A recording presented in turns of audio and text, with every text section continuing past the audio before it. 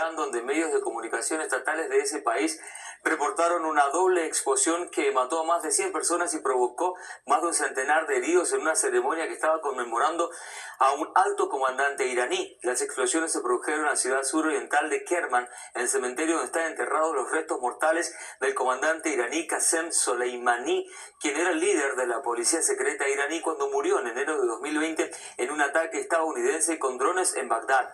Las autoridades iraníes calificaron las explosiones como atentado terrorista.